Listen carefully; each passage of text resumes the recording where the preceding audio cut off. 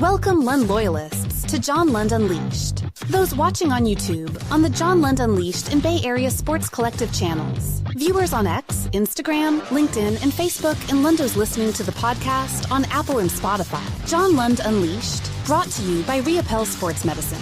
Got pain? Check out our revolutionary stem cell treatments. And guys, if low T is bringing you down, ROUPP Sports Medicine can put you back in the game. Now all juiced up and ready to go, here's Johnny. What's happening? Thanks for joining us on a Monday edition. It is episode 155. I look a little blurry on the screen right now, so hopefully that's going to rectify itself. We'll figure it out. I actually probably look better blurry. Thanks for joining us. Episode 155. More on Bryce Huff. And I did a piece on Bryce Huff. I put it out for you. There you go. Let's look a little clearer. I did a piece on Bryce Huff and put it out late last week. If you missed it right when the trade went down, it did something when we were on the road there over the weekend. But I got a little bit more, and not so much, a little bit more on Bryce Huff, but also on what it means for the 49ers, which is a bigger picture type of an item. Vegas does believe, I was in a conversation with somebody over the weekend, so I got this for you as well. The Giants young starters, bravo to the Giants young starters.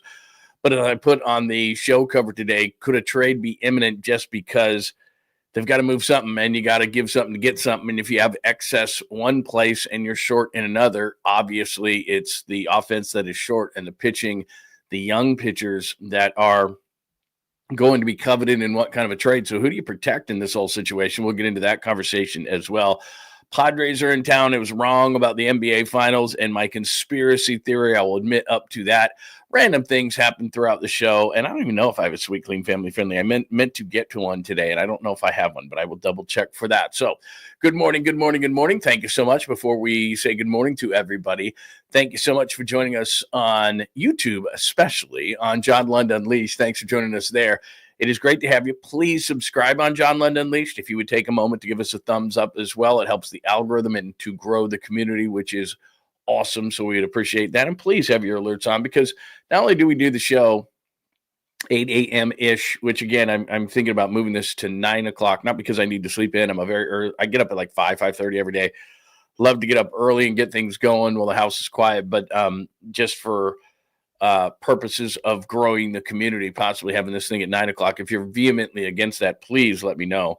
But anyway, that's what we're thinking about doing. So I'll give you a fair warning on that if and when we make that happen, 9 a.m. Pacific time. But we're still kind of contemplating things. But bottom line is this. We are here every day, Monday through Friday, and bonus show on Saturday. We do a little bit later, about 10 o'clock. So join us, please, daily for that, 6 days a week, I should say. And then we send out all sorts of stuff throughout the day, whether they be shorts or videos or highlights or whatever the case may be.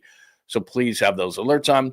Bay Area Sports Collective on the regular now. You're getting Amy G and Rod Brooks and Jeremy Affelt. And, of course, you got the Tom Tolbert Show and Polly and Tony and Polymax Particles that comes on after me, normally about 11 o'clock. But then on Wednesday, they do night shows. So anyway, you got to know when those shows are happening. So John Lund Unleashed on YouTube and the Bay Area Sports Collective on YouTube. Please, if you're watching on X today, welcome at John Lund Radio. If you're watching on Instagram, welcome at John Lund Radio there. Awesome that you're watching on those platforms. If you'd come over, migrate, and subscribe on YouTube, that would be tremendous as well. And before we get going, you see those pair of legs down there. That is my good friend, Dr. Jeffrey ROUPP. Dr. Jeffrey ROUPP and my wife and I, we were on the plane back. We were in Phoenix for a few days, and she said to me, hey, man, I got to get back to Dr. ROUPP, and she has an appointment on Tuesday. She's feeling great.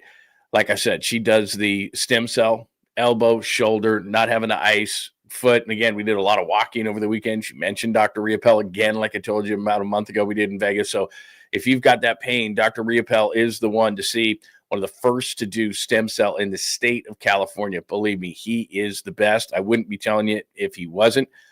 My wife has the shoulder, elbow, some foot issues as well, and it feels night and day when she does the regular stem cell treatment. So check it out. If you're in the East Bay, it's a no-brainer. If you're not in the East Bay, I'm telling you, it is worth it to make the drive. If you click on that QR code right there, you can go straight to the website and check everything out for yourself. Dr. Jeffrey ROUPP. If you don't get to that QR code, all you got to do, use your favorite search engine, Google it, whatever. Dr. Jeffrey ROUPP, RIOUPP. P-E-L-L-E. Again, RIOPELL is spelled R-I-O-P-E-L-L-E. Dr. Jeffrey RIOPELL. RIOPELL Sports Medicine, but they do so many other things beyond that for you, your significant other. So check out Dr. Jeffrey RIOPELL for all the things he does, including my low T treatments, which, again, I just had another one, so I'm up to date on everything. But you do a quick blood test, you do a quick procedure, and you're good for like 4 months on that stuff. And you're going to feel better, more energetic, more like yourself. I swear by it. I've been doing it for years. I've been doing it with Dr. Jeffrey RIOPELL for about 2 years. And it's just going amazing because I don't have to do the shots every week. So that is Dr. Jeffrey RIOPELL. Thanks for the fine sponsor of the program, and make sure that you tell them that I sent you over. All right, before we get to things today, and I got a ton for you today, just a ton of good stuff. Jake is here this morning. Hey, Skeels, it's good to talk to you. I missed people over the weekend, did not do a Saturday show. I apologize. Hurley, James, Humboldt Fats is here. Catalina is here, which is nice. Kenny, it's great to see you. Vernon, the 1420, Taylor, and lots of people in the room today. So again, if you're wondering what I'm doing here, it's a lot of people in the chat room and a lot of great people that have become a great part of the community, and we'd love to have you be a part of it as well. All right, let's get to things. 49ers Huff signing. If you missed what I did over the weekend, all you got to do is go into the page, and you can see the Bryce Huff thing I did. And it's kind of a quick breakdown, and it's got some stats. But I just wanted to do a few things on what the signing means. So let me just go back real quick on the signing itself, all right? So you can see the guy, and I'll just play a little bit of these stats for you. As you can see right here, speed. He's 47. There it is right there. And you can just see, I mean, you're talking about a mobile quarterback in Jalen Hurts right there. Boom. He's a speed guy. There's a problem as far as setting the edge, but I'm going to tell you how they're going to use him in just a second. But you can see right there again, athletic quarterback in Tyrod Taylor, athletic quarterback in Justin Herbert. No problem tracking him down. You can see right off the edge there, they had a tight end on him and let him go. It's like, what are you doing? The guy's a speed guy right here, just pure speed. The tackle's like, what? What happened? He just got on him so fast that the tackle didn't even really have time to make a move there. So he just, boom, uses his hands. Really good with his hands. You can tell and just looking at him, just pure speed guy. Now, this, I didn't show you the Eagles highlights because there weren't a lot of Eagles highlights to show. This is from 2023, where Bryce Huff had 10 sacks for the Jets playing for Robert Saleh. Watch this one. Just right by the tackle. Just too much speed. So those are just some quick highlights. I'll just show you one more time. Look at the tackle can't even get set. So he's a speed guy. He's a third down, I think, right now, because, with too many numbers, the eyes go back in my head as far as the financial side of it. Some people love it. I'm not paying the bills. So the reality of it is today, it being June 2nd, Javon Hargrave goes off. A couple other contracts go off. Bryce Huff is that trade's going to be official here probably today. And so they say about $6 million. They had about 7.5 with Bryce Huff. He redid his deal to get traded with the Eagles. So it's not a lot of money this year for the 49ers. So the way that it's going to be, I think, for Bryce Huff is he's not an edge setter. Mikael Williams, their first-round pick out of Georgia, the 49ers, his best skill right now, they hope to make him into a great pass rusher, but his best skill right now is setting the edge. So a logic just tells you Mikael Williams is going to start. Then what they're going to try to do in a NASCAR package in a perfect world for the 49ers is Williams is big enough to play over a guard on passing downs. So on passing downs, to build that NASCAR package, what you do is you bring Mikael Williams, who's going to start inside. You put Bryce Huff on the outside. He and Bosa are going to rush from that. I'm trying to make it as wide as possible. That wide 9 into the quarterback. Plus you got Mikael Williams, and who is ever going to be the best pass rusher amongst the defensive tackle group. And again, West and Collins are going to be guys that are going to be run stuffers. So I don't know if that's a Givens or whomever the case may be who can push that pocket a little bit.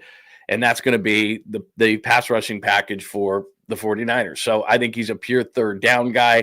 He's not an edge setter. But when he played with Robert Saleh in 2023 with the 10 sacks, it's not only the sacks.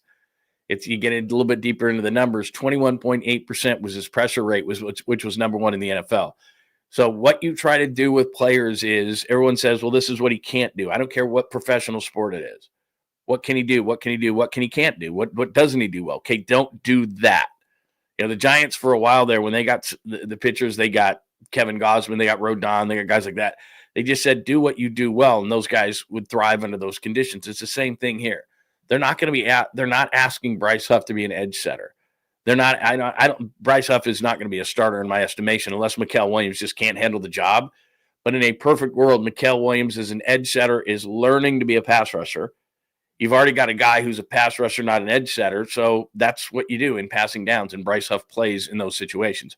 Why didn't it work out in Philadelphia for the 1 year? Signed a big contract with Philly. Hassan Reddick, remember, went from the Eagles to the Jets, separate deal.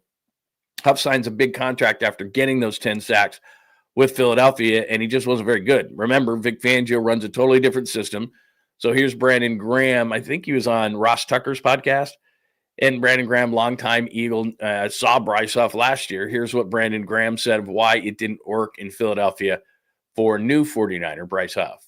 Like playing in that 4-3, wide 9, go get it. Every play, it's always stop the run on the way to the quarterback. That's the slogan in that type of defense. So that's what it's all. I feel like it's all scheme. I mean, I've seen different guys flourish in different systems, and then you see them get in another system, it's different. And what they asked of them this year, it just wasn't a great marriage, I would say, because I know Huff can rush. I see him doing all that, but sometimes it's just different with the type of scheme and what people ask of you and they want you to be able to do. And maybe it just wasn't that for Vic Fangio, or I mean, you don't really know. I mean, I just know that he a baller, man, and he hopefully for him, I want it to be a win. All right, so he's saying it's a win-win. He's obviously, he's a Philly guy, so he wants Philly to win on the trade, wants Bryce Huff to win on the trade. And again, it's just a matter of what do you expect out of him. I expect him to be a third down pass rush specialist. That's expensive.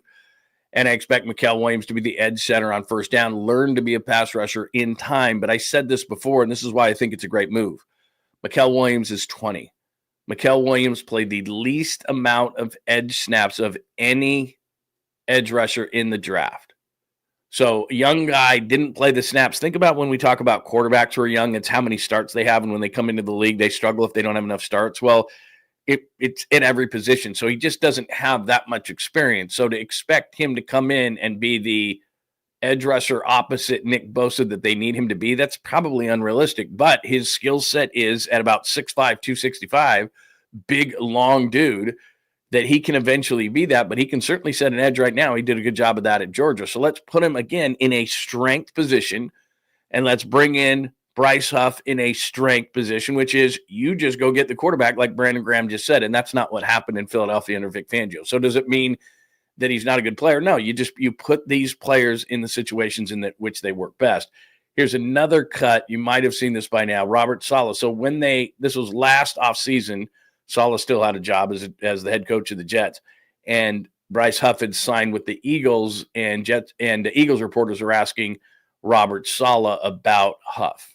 Elite pass rusher, closes games. He's people want to say that all he does is rush the passer, but all Mariano Rivera did was close 9th innings. So he's a pretty darn good pass rusher, and he's going to be great for Philadelphia. Why didn't he get? All right, he wasn't great for Philadelphia, but what he's saying is 100% right. I don't know that I'm going to say he's Mariano Rivera. He said all Mariano Rivera did was close games for the Yankees, and that was pretty good, and he did it with one pitch. It's similar in that Bryce Huff is kind of a one-trick pony. He is a third-down speed guy. That's what he is. He's a speed guy, and that's okay. And whether they're paying him, I think the number is after the contract renegotiation, they got him to San Francisco because he had to move his number down. I think it's 7.95 that they're paying him this year, which to the people who said that the Niners didn't want to win, that's pretty big money for a third down pass rush specialist, which this guy's going to be, but that's kind of important. And one of the reasons it's important, just beyond the fact that he's going to put pressure on the quarterback, the secondary, which I'm afraid of, I'm waiting for more moves because they've got still money under the cap. They're, like I said, their Hargrave is gone now. Collins' contract is gone now. And so they bring in this money, and it's almost a swap straight up. So they still have money to spend. Can they still go out and get a safety? We talked about this on Friday and Saturday. I think Jair Brown had surgery. Malik Mustafa's got a bad knee. Lenore's going to be an outside-only corner. Renardo Green's got to step up to another level. Upton Stout's a third-round pick that's got to take that tough nickel spot, interior corner spot, inside corner spot. So if you've got a pass rusher, that's going to make your secondary that much better. You know that. So that's why it's a huge signing, is because you're looking at Mikael Williams going, okay, nice player, but it's going to take a minute. He's 20 with not a lot of snaps. Let's get a guy who can be a specialty pass rusher. Williams is big enough to move inside on third downs. That makes our secondary better. They have to cover for less time, and I think that's a big thing. One other thing about the defense that I'll say, getting a lot of buzz about Nick Martin during these OTAs. Look, no pads on, running around. What that's going to do is Martin's I don't even know if he's 220 pounds. Like I said, I saw him. He's not a big guy. He's very athletic, very fast. So who's going to look good being an athletic, fast guy? Well, guys just run around in shorts, right? Now, when they put the pads on, and that's where I think the problems come, is here comes a guard shooting out at 220-pound Nick Martin. Can the big boys that they just got inside on draft day, can those two big boys keep the guards, the big guys, off the linebacker so that they can flow? That's one of the keys to the defense. But anyway, the last thing I'll say about this, and then I'll get into this Vegas beliefs thing on the chalkboard, is the sign that it sends. So all the people who said in the offseason, there was local guys who said this, who should know better, that the 49ers weren't trying to win. It was laughable. And I kept telling you, that's not true. That's not true. That's not true. That's not true. They were just saying, we feel like these players that we're letting go, their football, either their best football's behind them in the case of Deebo Samuel, or they're injured too much for us in the case of a Hufanga or a Hargrave, or we're spending money in the wrong places. So we're just going to take those guys, and people looked at that and said, well, they're rebuilding or they're retooling. Well, I guess you could call it retooling, but it's certainly not rebuilding. When you sign Warner, when you sign Kittle, when you sign Purdy, when you're going to spend $7.95 million on a pretty much a third down pass rushing specialist. And I shouldn't say third down. It's just everybody passes all the time. So, he's going to be in there. Like I said, he's not a great edge rusher. And I just showed you the highlights of it. The guy just flies off the edge. And what that does is, it's okay if he can, it's going to be like this. They're going to double Nick Bosa all the time. So anybody who tells you anything different, they're going to say, look, we're going to dictate how we're going to get beat. And it's not going to be by Nick Bosa. So the person opposite him, or the people opposite him on that defensive line, are like, okay, we're going to have to win one-on-one matchups. And they couldn't do it enough opposite him. And they couldn't do it enough inside. So hopefully their new philosophy, I think, inside is, we're going to take these big boys that are just going to push the pocket. I don't know that they're necessarily going to get, 6, 8, 10 sacks like they thought with Hargrave. Hargrave was a penetrator. They've just decided, you know what, we're going to build a wall up front, and then we're going to have these guys come from the edge, screaming off the edge, and we're going to get to quarterbacks. And they're going to have to step up into a pocket that doesn't exist, because these two big guys are going to create a wall right there, and it's not moving. So where the hell does the quarterback go? Into the arms of the guys who can get to the quarterback. So they've revamped this entire defensive line. Now, to me, defensively, if they want to be done at linebacker, I'm a little nervous, but okay. But the secondary can't be done.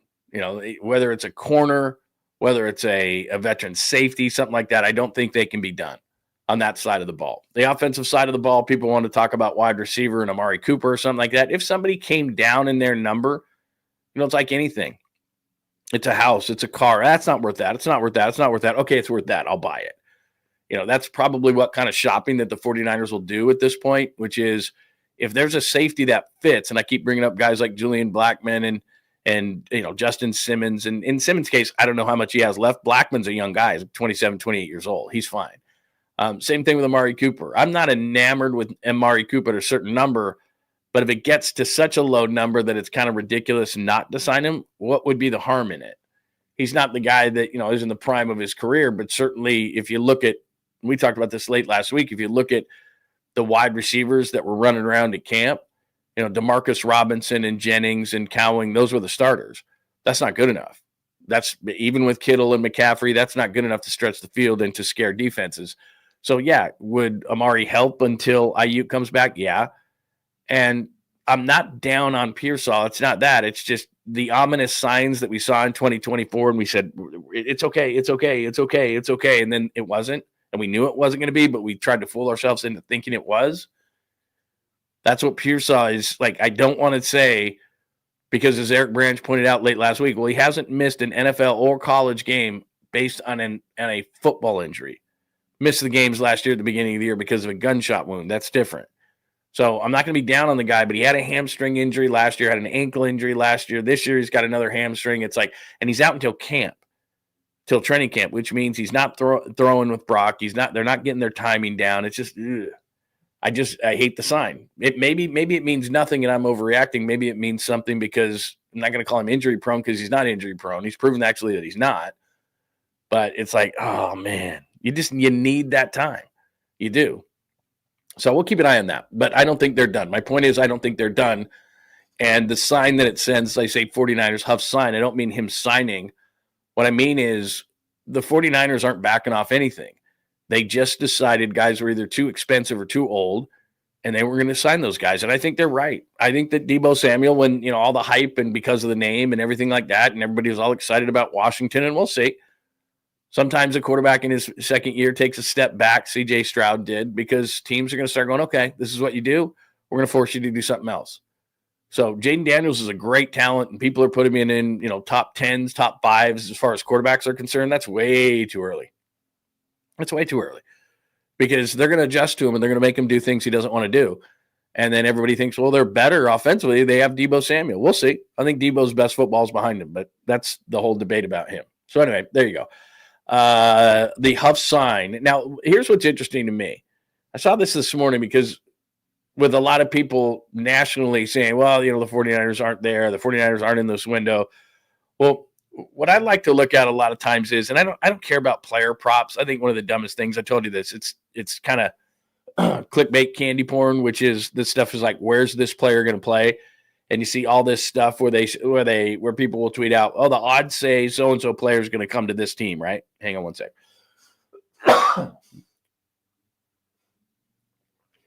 And that's kind of silly stuff.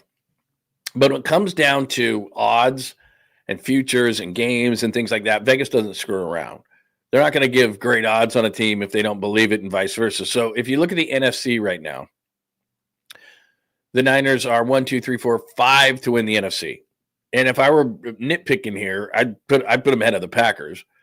The Commanders, I think, are in for I'm not going to call it a fall, but I think it's going to be an adjustment. I don't think they're going to be better than the 49ers. It's one thing coming from nowhere. It's another thing when people expect it from you. And like I said, I like Jaden Daniels. I think he's a really great player. And I think he's going to be a great player in this league. But it's going to be tougher in year 2. It just always is. And C.J. Stroud's a perfect example. He took the NFL by storm as a rookie. Second year, kind of leveled out a little bit. Now, what is he in the third year? That's what we'll find out. But we'll see with Jaden Daniels. We'll see with Washington. They've got a good base, great job last year. But we'll see what Washington is. I'd put the 49ers ahead of the Packers and the Commanders. Now, I might put the Rams ahead of the Niners.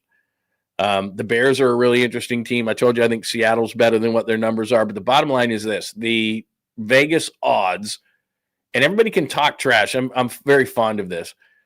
Everyone can talk trash until there's money on the line. Oh, my team this and this player that. And oh, really? Want to bet $100 on it? I don't know about that. That's different.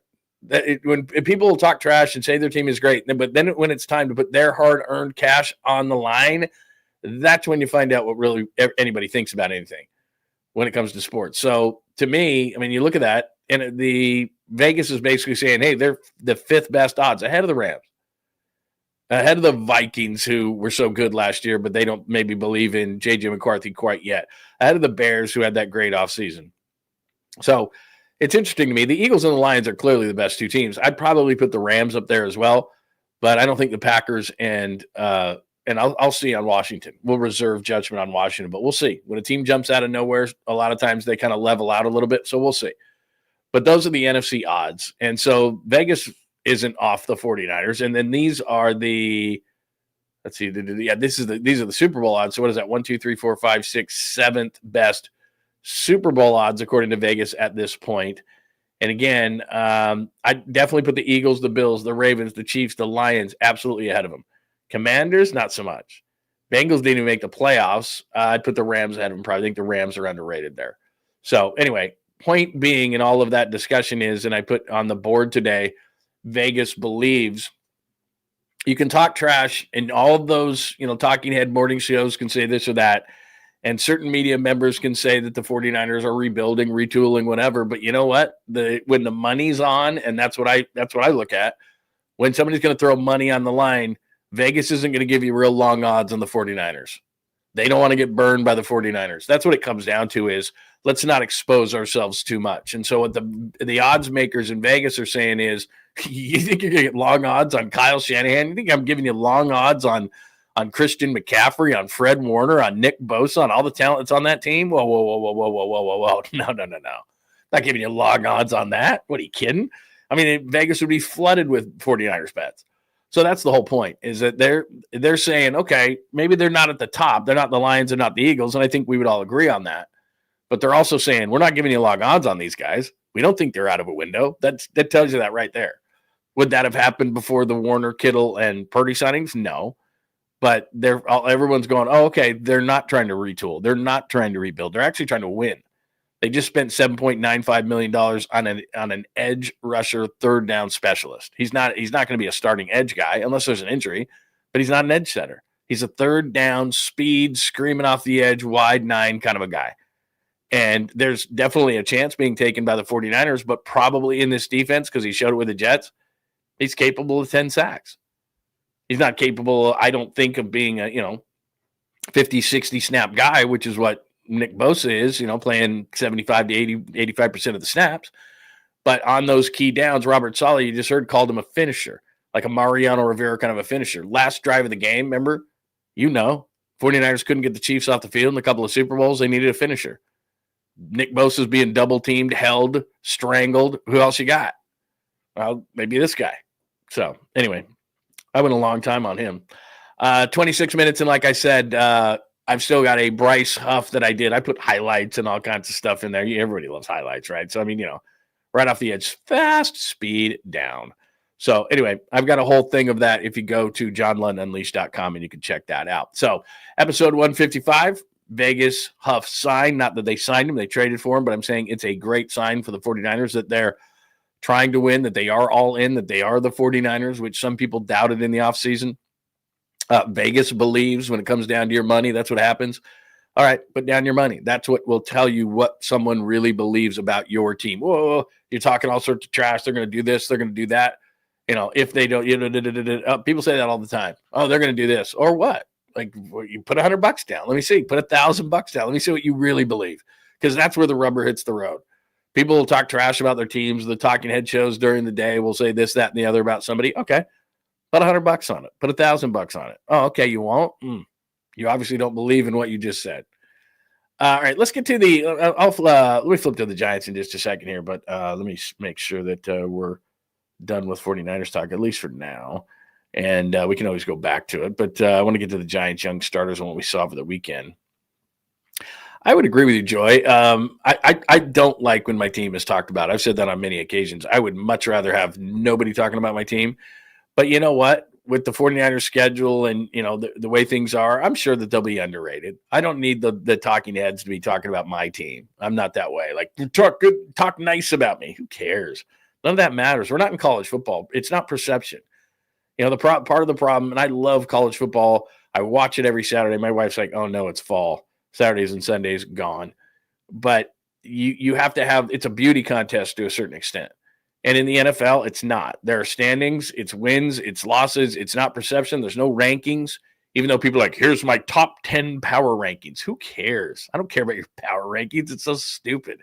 Like, they play on the field. You don't need to have rankings. College football, it's got to be pretty, and you got to beat Louisiana Tech 54-3, and it's, all these kind of things. Ooh, they're really good. They just won 54-3. Let me rank them fifth.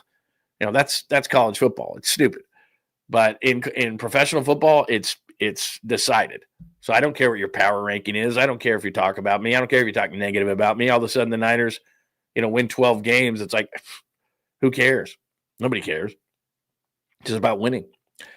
All right, let's get to the Giants young starters. And I put this on the board today. Giants trade imminent. And you see 3 on the right below me there. You see a picture of Hayden Birdsong, who was great yesterday. You see a picture of Kyle Harrison in the orange in the middle, and he was great on Friday. And you see Landon ROUPP, who had a really good May and was up and down at times. There's no doubt. But Landon ROUPP is solid. He's got a nice arsenal of pitches, and I look at those 3 guys. I'm like, damn, one of them's probably got to go, unfortunately. I wouldn't want to trade one of these guys, but let's just start looking at logic here. We always talk about Logan Webb. He ain't going anywhere. He's your number one starter. Robbie Ray. I'm giving my friends grief in Seattle every single week about the Haniger-Ray trade. Awesome. He's your 2 starter. Hayden Birdsong is clearly showing that he's a number 3.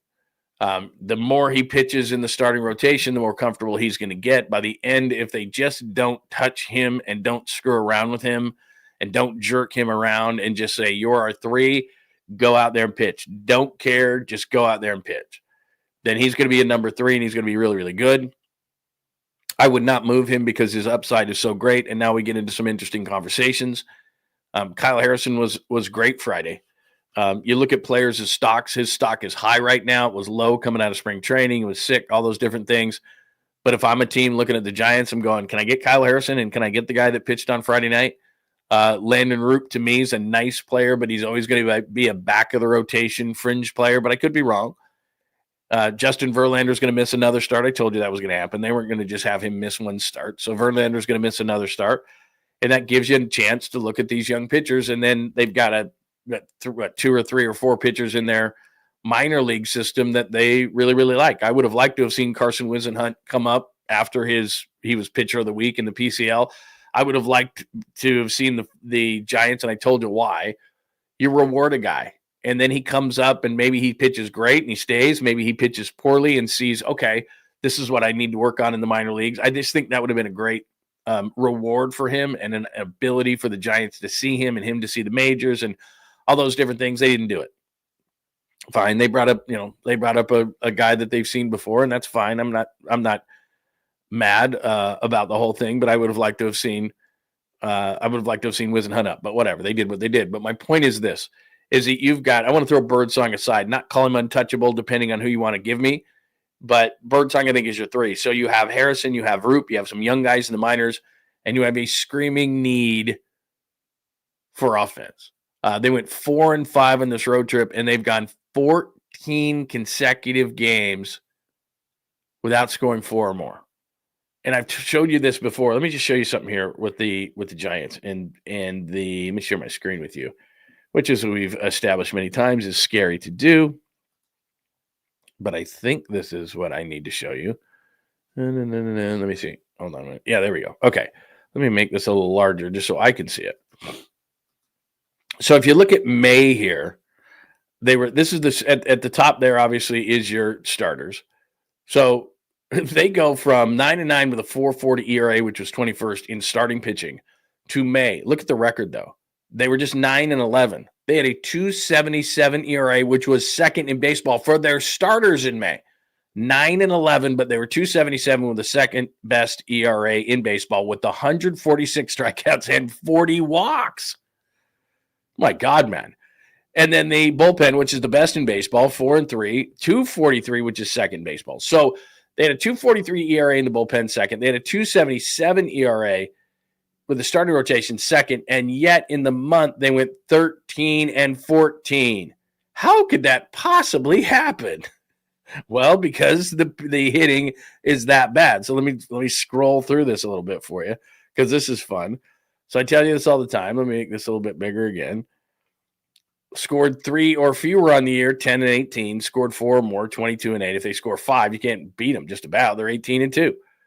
So, but that becomes the problem is 28 times already this year, they've scored 3 or fewer. And when they score 4 or more, and I've told you this a million times, that is a magic number. They're 22-8. But on this road trip, they went 4-5, despite this great pitching, despite the second best starter ERA in May, despite the second best bullpen ERA in May, despite the best ERA period. The Giants in their last road trip went 4-5. And in the month of May went 13-14. They can't hit. You know that. I'm not telling you anything you don't know. But my point is in saying Giants young starters and saying Giants trade eminent on the cover of the show today is if I'm Buster Posey and I'm sitting in that, John Shea did that great piece on that big suite that they sit in for all the games and they blew out a wall and everybody's in there. Sitting around going, okay, it's June 2nd. I get it. We're still 6 or 7 weeks away from the trade deadline. But as this team goes 13-14 in a month, I've got to get serious here. I'm looking at myself going, okay, wait a minute. I have 3 young, talented starters that I'm sure everybody's calling about. I'm not trading Hayden Birdsong. I would consider Kyle Harrison, as great as he was Friday. That's great because that's great for his value. Landon Roop's a really nice player. At some point, I'm going to get Justin Verlander back, and he's going to go into the rotation. I'm not going to release him. Probably not going to trade a 42-year-old Justin Verlander because I probably can't get much back. So Verlander's not going to be on the trade block. But I've got excess pitching, and I still have good pitching in the minors. And again, depending on who it would be, might trade one of these guys. But I've got 2 or 3 major league starters in the rotation, and I may have 1 or 2 of those guys who might be, 1s and 2s, maybe not 1, but upper part of the rotation starters. So I'm looking at this, and I keep looking at the Brewers, and it's pissing me off because the Brewers keep winning. The Brewers have won. The Brewers are 34-28, and they've won 7 in a row. The minute I started, they just got to start losing a little bit, and then they can maybe pry Reese Hoskins away. That's not happening. They've won 7 in a row, and they're 34-28. So Milwaukee is not going anywhere, and they're looking at their team going, well, Reese Hoskins isn't going anywhere. So that's what's really tough, and we've talked about it a million times. It's a double-edged sword. On one hand, it's great, especially given that the Dodgers always win the division, that there's 3 wildcard teams, so it gives the Giants an opportunity to get in. But that same opportunity is no one thinks they're out of it. So if you want to trade with Colorado, great. If you want to trade with the White Sox, great. I'm going a little overboard here, but there's not many teams that are out of it. Even teams that are hovering around 500 right now are going, wow, it's too early. I mean, we're a third of the way plus into the season, and teams are going, well, we're not out of it. So we're not trading you anybody right now. And if we would trade you somebody right now because we might be teetering, then it's going to cost them a bunch of money. Like I said, Nathaniel Lowe's a guy that's on Washington. Washington's not going anywhere. Had a good year last year. Is that a great bat? Is that going to solve everything? No. But again, for Lamont Wade Jr. lovers who continue to say, well, he's coming out of it. Well, he didn't come out of it from what I saw this weekend. So, they're going to play this game. And I told you this, they're going to try everything internally. Encarnacion they're going to have to do something today, because Encarnacion is ready to play. So does that mean Casey Schmidt? Does that mean, does that mean Lamont Wade Jr.? I'd be shocked. People have hit me up on social media. Do you think Lamont Wade Jr. is going to go? I would. I mean, it's so deep into the season, and he's been so inept that would be a guy that I'd send out. I'd rather go with the young guys. I'd rather go with the unknown than the known, because Lamont Wade Jr., even at his best, he gets on base. That's not bad. He gets on base. But I need a power guy at first base. And I saw what Buster Posey said last week, and we talked about it late last week, which is, Bryce Eldridge is encouraging, but he's not ready defensively. So could he be a DH option late in the season? Maybe.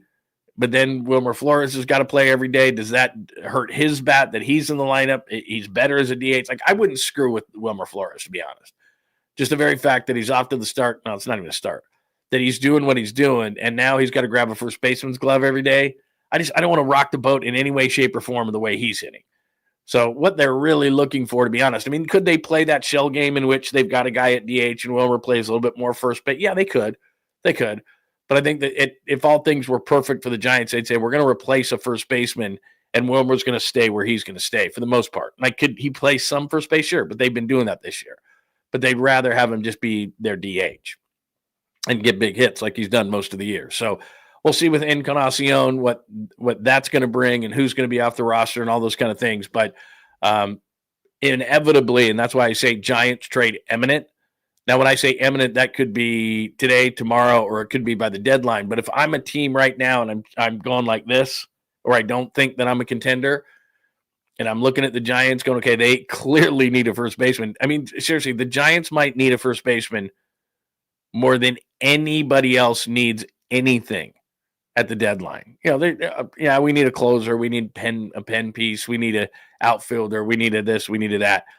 Of the contenders, I should say, I don't know that a team needs a certain position more than the Giants need a first baseman. They've got to figure it out. That's just what it comes down to, is this staff. And I feel like, Seattle had the best starting pitching in baseball last year and didn't make the playoffs. This is becoming kind of like that. The starting pitching had a 2.77 ERA in May. the bullpen is nails. You have the best combination of starting and relief in baseball. And yet you went 13-14 in May. The staff can't do anything. It can't do anymore. The pitching staff, both starting and relieving, can't do anymore. They can't just be like, here, get us something. And the staff knows, both starting and relieving staff knows that, like, if we give up anything, we could lose. Like, I could pitch this great game, and if I slip up one time, we could lose. And there's not the guys like Logan Webb, there's enough veterans in there that there's not going to be this divide between offense and defense like there sometimes is in an NFL locker room where it's like the defense is carrying the offense or vice versa. Like, guys, we're doing everything. But I'm sure at some point throughout a season where it's like, what else do we got to do, man? Pitchers are sitting over here in the clubhouse going, the hell, bro? Like, we're doing everything. Get us 4 stinking runs. 4? They're 22-8 when they score 4. Like, we will take care of our side of it. You got to score some runs for us. And like I said, they're going to have to make some decisions where it's like, look, Willie Adames isn't going anywhere. Chapman's not going anywhere. I don't see because of organizational lack thereof depth. Could you upgrade at second base? I mean, I think that if it's not a position like all 3 outfields, well, no, they're not. Left and center are set. Right, you can get an upgrade. First base, you can get an upgrade. I like Fitzgerald a lot, but he's not hitting with the power, so second base could be an upgrade. I talked about Alex Bregman in the offseason. He's hurt now in Boston, but still, they could have used another veteran. So, look, catcher, he said that they're staying with Bailey for the foreseeable future, so they've got to do something. They've got to do something to generate some offense because right now they're wasting great pitching. And I think the bullpen is going to continue to do this all year. And if they leave BIRDSONG alone, I think they're set at 1, 2, and 3. And then 4 and 5, we'll see. But you got 3 set in the rotation in a hammer bullpen. You should be winning games. You shouldn't be going 13-14 in a month. No way. Padres in town. What's there to say? You're in a battle with the wild card. You're not in a battle with the Dodgers anymore. And we can hate the Dodgers all they want. And they're coming up in a little while here. But they don't even matter. You don't even really have to talk about them. This is a much more important series to me than the Dodgers series, which is coming up. Atlanta's after them. That's a huge series. You start looking at the teams that you're a wild card contender with. You got to beat San Diego. You got to beat Atlanta coming up. These are the teams that you have to beat. And I'm not saying it'd be nice to take 2 or 3 from the Dodgers or something, but the Padres come in huge. Diamondbacks huge. Atlanta's coming in huge. Those are the teams that you're going to battle with. Those are the teams you got to beat. And those are the teams that are coming up. So the Padres in town. In fact, I've got the pitching matchups here. Pitching matchups. Boom. Look at that. I found that fast.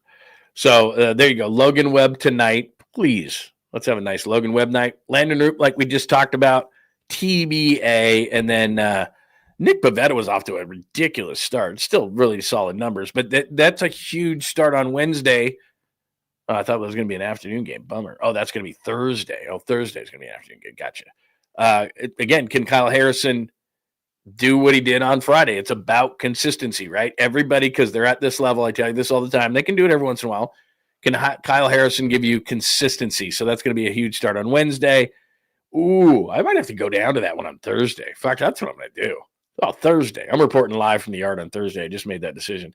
Dylan Cease versus Robbie Ray. Are you insane? Let's go.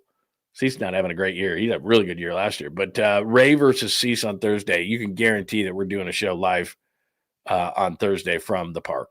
Or they don't let me go into they let me go in the park, but not broadcast from the park. So we'll find a place. We'll find a place on Thursday. We'll be live on location somewhere on Thursday. And then a huge weekend series against Atlanta, because that's another team you're going to be battling with in the wild card. So a 4-game series, massive. Be nice if the Giants could take 3 or 4. Thursday is going to be great. But, some really good pitching matchups.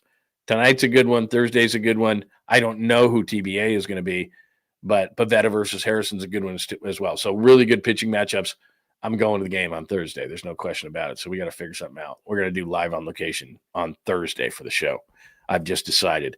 Is that it from a baseball standpoint? Any questions, comments, thoughts?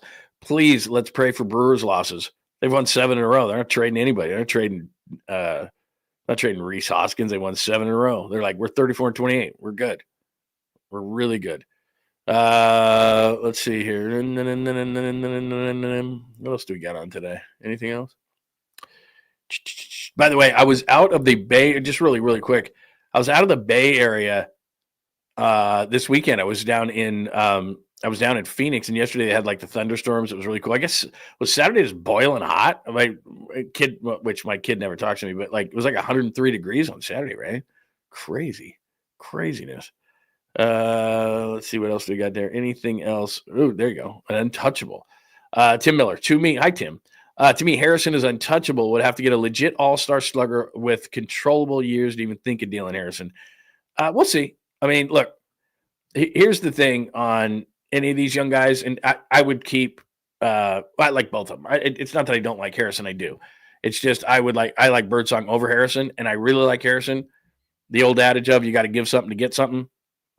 This offense is painfully bad right now, and we're used to this in the Bay Area. We're used to this offense being kind of this way. But the difference is, to me, is if I'm Buster Posey and I'm looking at this team, I'm going, we have starting pitching to compete in the playoffs. This is good enough. Like a guy like Webb, a guy like Ray with his, being a veteran and those kind of things, he can win. And Birdsong's got good stuff. And if they just don't touch him and they leave him alone, I think he can be a really, really good number 3 starter right now, not tomorrow, not the next day, now. So now you're 3 good starters and you're a hammer bullpen. And you look at 4 and 5, and you're like, okay, 4 and 5 are usually kind of up in the air. Now, they could get a solid – if Verlander could come back and be solid, I said this at the beginning of the year, I would have looked at him as a 4. He is. That's what he is. And now you're looking at this excess of pitching that you have, and they know the pitching clearly a lot more than I do. Is Harrison better than Wisenhunt? Is he better than Ragsdale? Is he better than, any of those guys that is down in what do they think of him? Because I like Kyle Harrison. I really do.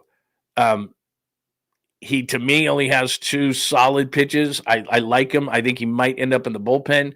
And before you have to make that move, like I said, it's stock trading. Friday night, he had a great outing on Friday night. I'd have put the for sale sign up. That's just me. I'd have put the for sale sign up and said, he's available, because they're wasting away a great staff. And we know this. Bullpens kind of fluctuate year to year. These same guys, we saw this in 2021. You come back the next year in 2022, basically the same exact bullpen. Sucked. What happened? I don't know. That's what just happens with bullpens from year to year. Now, like Duvall, blow up last year. Good this year. Ryan Walker, hammer last year. This year. Right? Bullpens are weird. So you're not going to just take this same bullpen. Now, look, the 10, 12, 14 Giants, that was a veteran bullpen, just boom, boom. But they were a machine. But a lot of times you get these guys, and I don't know, year to year, they just kind of fluctuate, bullpen guys. So you're not going to necessarily get a hammer bullpen every single year. And so with this starting pitching, this bullpen, you don't know what the arm injuries. Like, did you see Corbin Burns yesterday? I guess, have you seen the MRI results? I don't know. But everybody was saying that he thought he blew his elbow out, but then it came back later. Maybe they've avoided something. But you just don't, like, you go from like Corbin Burns and all these guys, and you're rolling to Tommy John surgery, your bullpens or your staff or whatever, your pitching, whatever it is. Starters, bullpen, they're gone. Okay, we got to start over. You can't waste it when you have it. And they've got great pitching on this team. So I don't want to give up Harrison, and I totally get what you're saying. But if it's Harrison and you can get a bat that can really help you, you've got excess pitching, and it's pretty simple, right? Life works in a pretty simple way. This goes back to, prehistoric times. You've got excess. I have a need. We trade, right? Before even cash came into the equation. I've got all this. You are short. You've got that. I want that. It's a basic trade. That's what's going on with the Giants right now. You have excess pitching. You have a lack of hitting. What should we do? It's not real hard. Anyway, there you go. All right, NBA Finals time. I was wrong. I can admit it. I was 100% wrong. The NBA Finals are probably going to enjoy their lowest ratings, maybe of all time. But that's the way it goes. And I thought that the Knicks were going to overcome. They came to within 3-2, but then Indiana blows them out. Indiana was clearly the better team. So even if there was one of my conspiracy theories and the officials could have, made a call there or made a call here, The Knicks were never close enough, never good enough. Not a good matchup, whatever the case may be. I think Oklahoma City, and I said this last week, and you can go back to some of either my shorts or my shows, that Oklahoma City is on the verge of a dynasty. Indiana's a nice team. It's a great story. From a Warriors perspective, maybe the biggest thing that comes out of this is they search for a big in the offseason is if you're Miles Turner, why would you leave the Eastern Conference champs? Because the Eastern Conference isn't near what the Western Conference is. Boston is going to have Jason Tatum missing how much of the season because of that Achilles. So what are they going to do? Are they going to make a trade to try to stay relevant? What exactly are they going to do with the Tatum injury? So the Celtics aren't going to be nearly as good. The Knicks will probably try to make a big move in the offseason. They seem to be on the verge of something. Indiana's there. Cleveland's really good. Maybe Cleveland learned some lessons. They're a really good regular season team that did not obviously have a good playoff. So what's the deal in Cleveland? I mean, you've got some good teams, but Indiana's been to the Eastern Conference Finals last year, to the NBA Finals this year, and I thought Miles Turner would be a nice fit on the Warriors. He is a free agent at the end of the year, and ultimately it's up to him, and I don't know how happy he is in Indianapolis, but I'm thinking to myself, okay, do I want to stay in Indiana where – and money's a big factor in this whole thing. It's the biggest factor, but if it's a competitive offer to stay in Indiana – he's looking at it going, okay, I could stay with Indiana and probably get back to the NBA Finals. I could go to Golden State, and I've got to get through Oklahoma City. And I said this last week. I think Oklahoma City is going to do what the Warriors did and what Jordan did and what LeBron did to a certain extent. There are certain players who the Spurs, there's a lot of really good players who didn't win championships in their career because they just had bad timing. And if you're playing in the NBA and trying to win a championship when Jordan was there, you weren't going to win a championship because the Bulls took them all and the Warriors took them all and the Spurs took them all and all that kind of stuff. And so Barkley never got one and Carmelo never got one and et cetera on down the line. And right now, if Oklahoma City wins this championship, which I think they will at this point, and no offense to Indiana, but they're just, I see holes all over the place. But you look at Oklahoma City, and the one thing is, and I don't know how to describe this, maybe you do, where you just get a championship swag. And Draymond Green's talked about it before. It's because you have done it and you know what it takes and you're not going to panic because you've been there and done that. It's kind of a human nature thing, right? Like once you've done something or certainly done it for a long time, it becomes second nature to you. You have a lot of confidence in what you do. And so you're like, I'm cool with it. Like, I understand. I know how to do this. And so if Oklahoma City, because the one thing I said about Oklahoma City at the beginning of the playoffs, because last year they kind of did what Cleveland did this year, which is really good regular season team that didn't really know how to win in the playoffs. And I thought the one thing that Oklahoma City might do is take some of that young depth and trade it for a veteran player. And sometimes that's good and sometimes that's bad. And it helps you maybe skip a step here or there. But now if they were to win a championship, their general manager, Sam Presti, who presided over the Spurs for a long time and knows what it takes to have a dynasty and to extend it as long as they can, is going to sit there and go, well, he's already got a treasure trove of draft picks because of the trades that he made. So they're not only would they win a championship, they're in a position almost like a rebuilding team where they've still got a bunch of picks and things they can do and pick swaps and all this thing. Like this could get scary for a long time, but the thing that they lack is experience. Well, now they go to the NBA Finals. If they win the NBA Finals, then they have that championship swag about them. And teams will say, well, it's going to be tough to beat them because they know what it takes. And that's exactly right. So they could have injuries. They can make bad moves. They might, hey, let's get a veteran. We'll trade a couple of these guys. But they don't have to do that. And it reminds me of the Warriors when they started to win. Now, Durant was a no-brainer. Durant was like, Harrison Barnes is not accepting our contract. We can get Kevin Durant. This is a no-brainer. And it made him better for a couple of years. But Oklahoma City's going to look at this thing and go, okay, we don't have to trade for Giannis. We don't have to trade for Durant. We don't have to give up picks and future. We've got it right here. And if we just keep adding to it, this thing's just going to go like this for a long time. So I guess you want to root for Indiana, even though I still think Oklahoma City getting to the finals is that experience. And they know at least how to do that. But if you give them that championship swag, Oklahoma City, I think this thing's going to last a long time, unless they make stupid mistake. The only way that would not last a long time, injury is obvious, or their general manager just gets too greedy and says, all right, we'll trade some of these picks and trade all these things and trade some of this depth, and we'll try to, get a Giannis. Well, Giannis is 30, and they could get 5-6 years out of it. But I think that if Oklahoma City stays the course and just does what they've been doing, and they've already got their superstar, and he's 26 years old? Shai Gilgeous-Alexander's 26. and Jalen Williams is young, and Holmgren is young, and now they just add pieces around those guys constantly. That's going to be a long run. But the bottom line is I was wrong, and there is no conspiracy theory, at least this year. No conspiracy theory this year. So there's that. Let me see what else do I have here. I know I got something else that I wanted to throw at you guys today. I think that was it as far as that goes. Random things. What did everybody do this weekend, man? Like I said, I was out of town. I got back late last night. The only peeve I have, and this is a stupid one. I even told my wife this. Last night. You ever get into these situations where you're being an asshole and you're being overly sensitive, but you still can't help it anyway? And maybe I am. So I'll tell you this. So I'm on the plane, and it's a late flight. I mean, not too late. I think I got in at like 9 o'clock in Oakland last night. And the way that you exit an aircraft, and it doesn't matter if it's Southwest to get on or Delta or United or whatever the case may be, you might get on the plane a different way, but everybody gets off the plane the same, which is whatever row you are. It's just, that row goes, that row goes, that row goes, that row goes.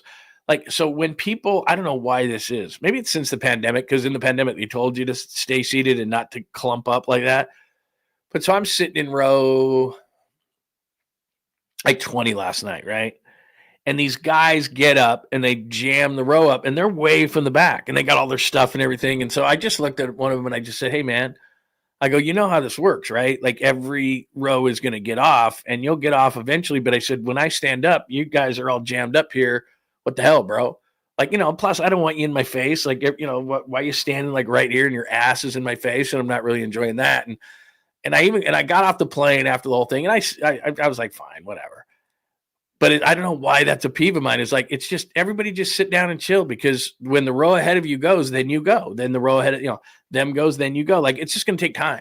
And the guy kept checking his watch and everything, and I get it. And they were younger guys, and like you get older, and you're like, shit's going to take as long as it's going to take.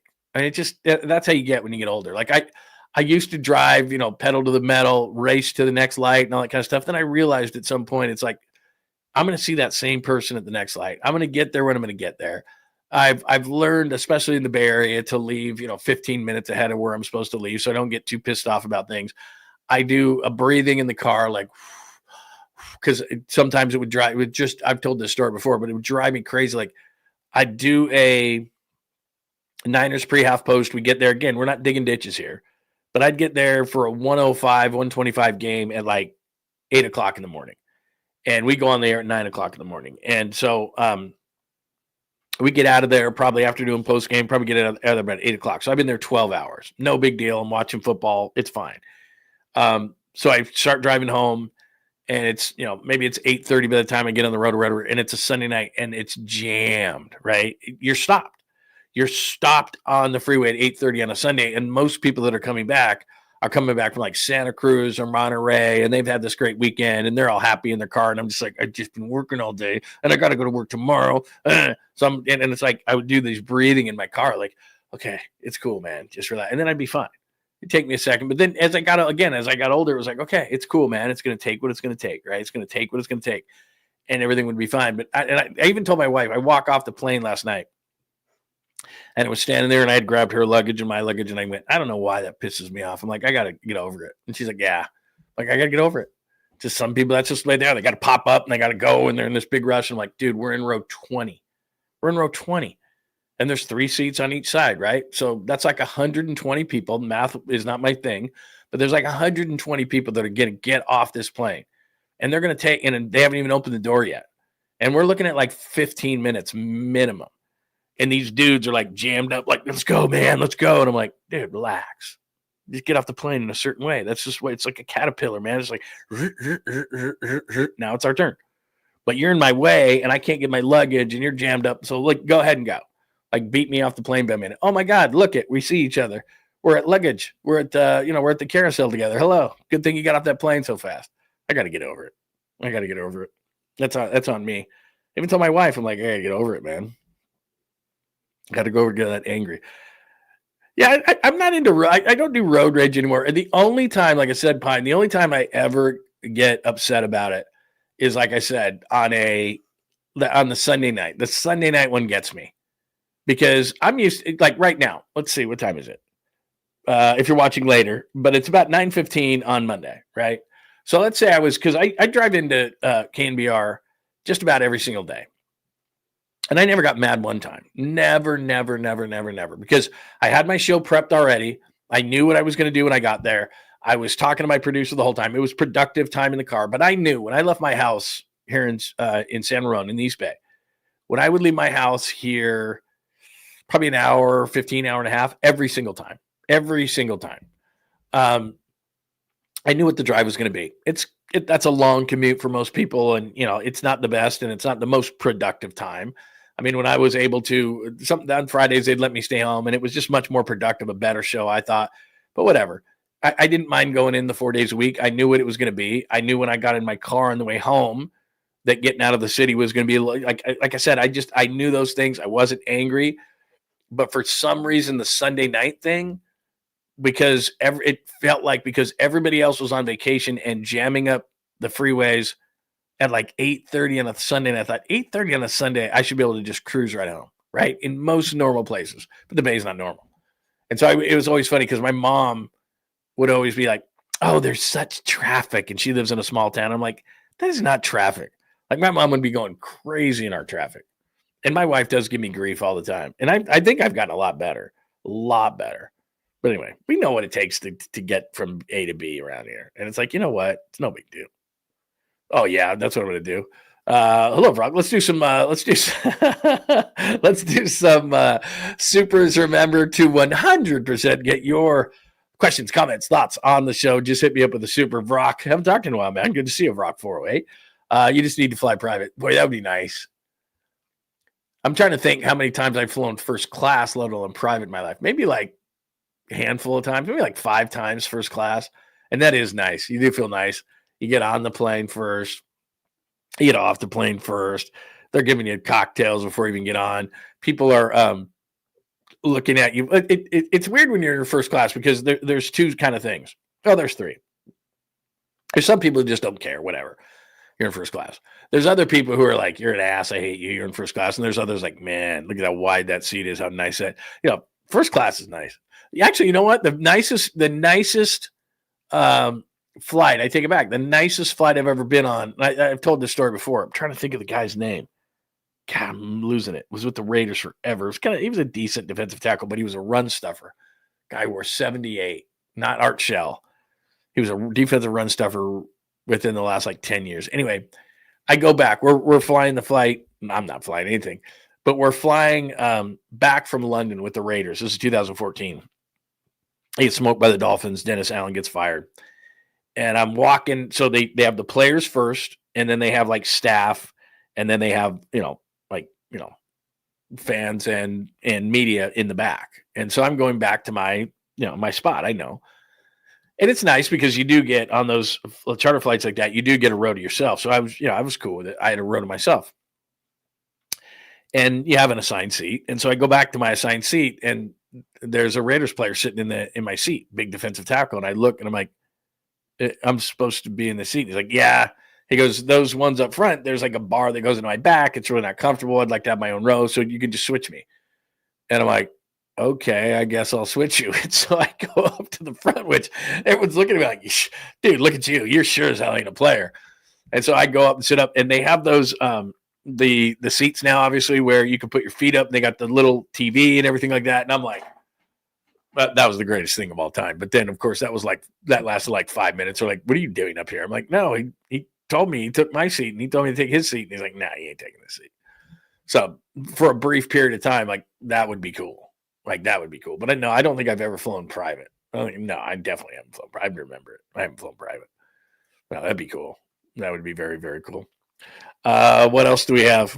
Oh, hey, what's up, Fuji? It's good to see you, man. Burns is hurt. Giants avoided that bad news. Yeah, I don't.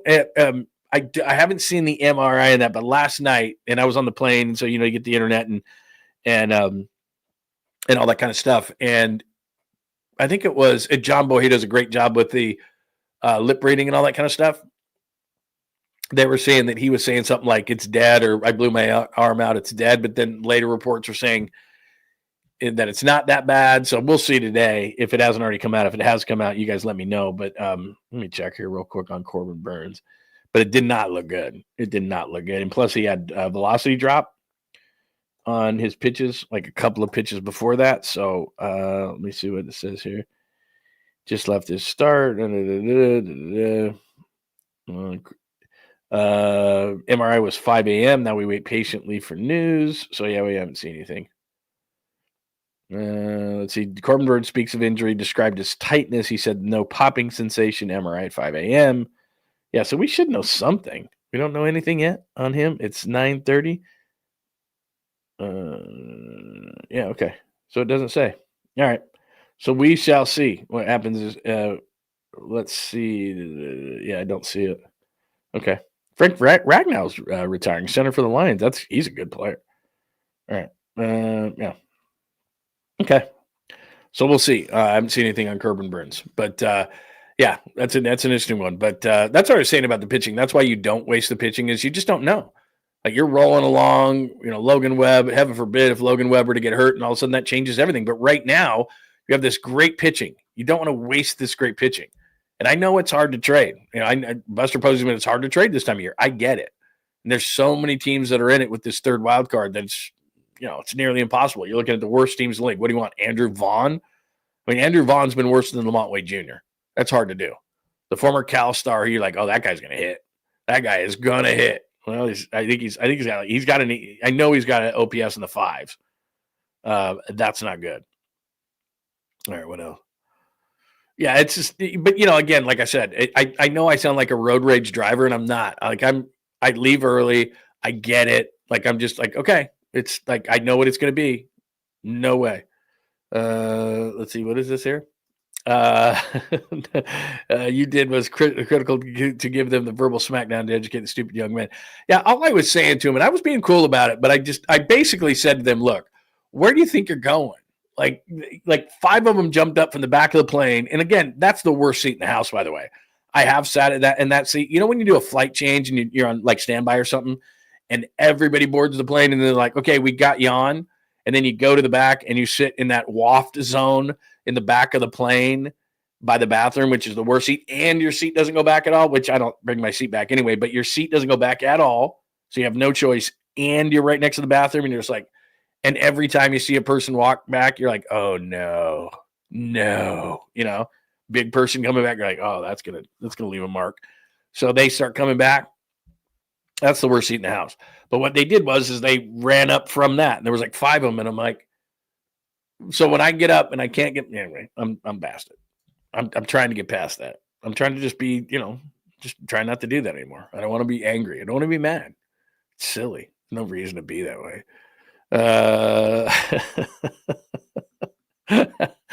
Brock says, would you put somebody in the Pacers? Oh, absolutely. You know what? I should have known this today. You just called me out and you're totally smart to do it.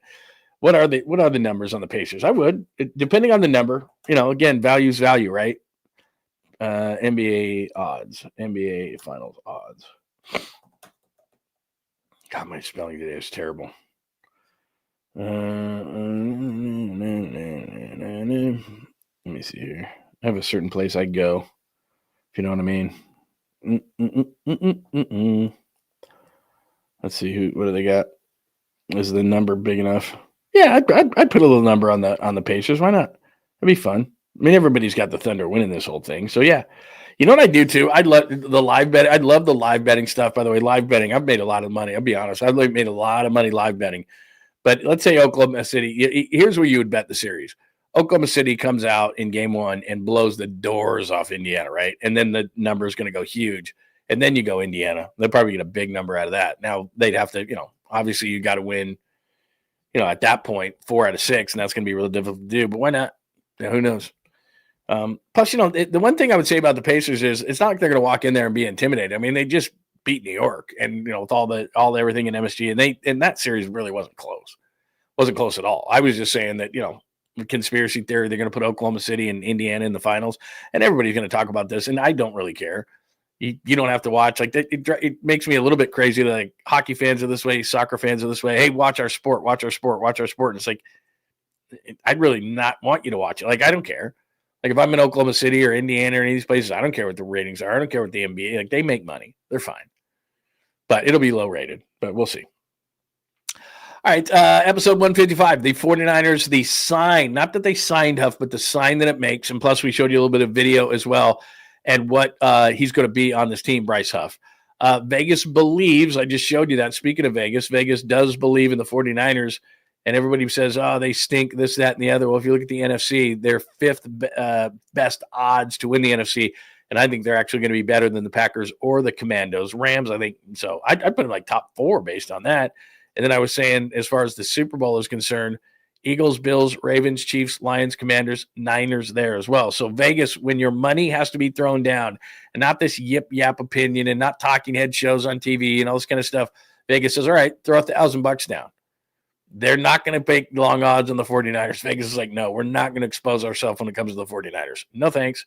So that kind of tells you everything you need to know.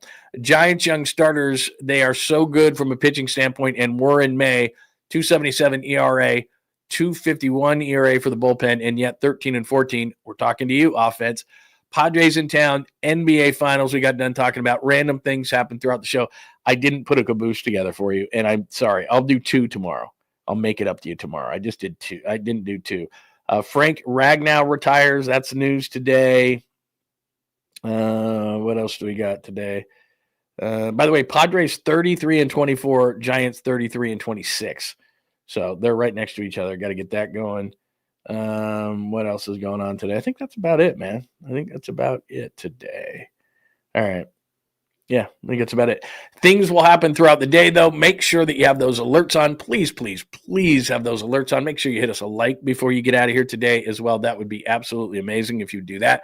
Please tell all your friends and enemies to subscribe. That would be tremendous as well. Thanks for watching on X and Instagram today at John Lund Radio. Make sure you hit us up. Bay Area Sports Collective, Polymac, Creative Tony, Polymax Particles. They'll be on at 11 o'clock today. Tom Tolbert, check your local listings. Amy G, Rod Brooks, Jeremy Affelt. We added all of those to the Bay Area Sports Collective.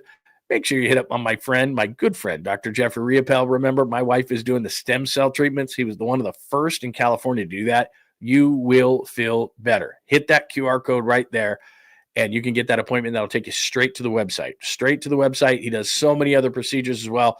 I do the low T through Dr. Riopel. Awesome. Quick blood test. And then every about 4 months, you get it done, and you feel great. So check him out. If you can't hit that QR code, look him up. Use your favorite search engine, Dr. Jeffrey Riopel, R-I-O-P-E-L-L-E, Dr. Jeffrey Riopel, and they do all sorts of great procedures for men, women, everybody. So make sure you hit him up, and he'll treat you extra special if you go, hey, Lund sent me over. What do you got for me? He'll treat you great. So make sure that you talk to Jeffrey Riopel, Dr. Jeffrey Riopel. What else do we got today? Let's see. Yep, we said subscribe. We said like. We said keep those alerts on because we will send a bunch of stuff out today. Oh, for everything Unleashed, JohnLundUnleashed.com. And I got to get a couple of blog postings up, but we always put the show there. So the YouTube shows are there. The podcast is there. Merchandise is there. All the social media links and stuff like that. So go to JohnLundUnleashed.com. Anything else today? Let me double check on everybody, make sure everybody is cool. Thanks today for supers from Fuji. Burns is hurt. Thanks to Vrock. It's great to see you, my friend. I wish I could fly private, man. I need to fly private. And yeah, I put some money on the Pacers. Why not? Especially after game 1. If they get blown out, I'd put, because I just like the big odds. I want to go big. But then again, I lose a lot. All right, there you go. Thanks as always to everybody for hanging out today. We will be back tomorrow morning, bright and early, for a Tuesday edition of the show. I got a couple other things I'm going to send out today, so make sure you have those alerts on, and you will get more stuff from me today. Happy Monday. I hope you get it through it just fine. Don't road rage. Don't get angry. Relax, whatever it takes to relax. I will not road rage anymore. I've had it, man. Anything else? Let me double check. Got in late. That's all right, man. It's good. Better late than never. Chris is here today. Good to see you, man. Dom, it is great to see you, my friend. I don't know if I said good morning to you. Make sure we say good morning to everybody. Shrim Boy, very cool, man. Good to see everybody in the house today. All right, everybody have a tremendous Monday. I will speak to you later. Remember, if there's breaking news, we jump on for that as well. We'll talk to you a little bit later. Have a great rest of your Monday. Thanks for hanging out with John Lund Unleashed. We'll try to be better next time, though I wouldn't hold my breath. Please like and subscribe on the John Lund Unleashed Pod YouTube channel. Watch live shows weekdays at 8 a.m. on YouTube, Instagram, and X. And make sure to have your alerts on for shows throughout the day or night. All things Lund can be found at johnlundunleashed.com. johnlundunleashed.com. Goodbye!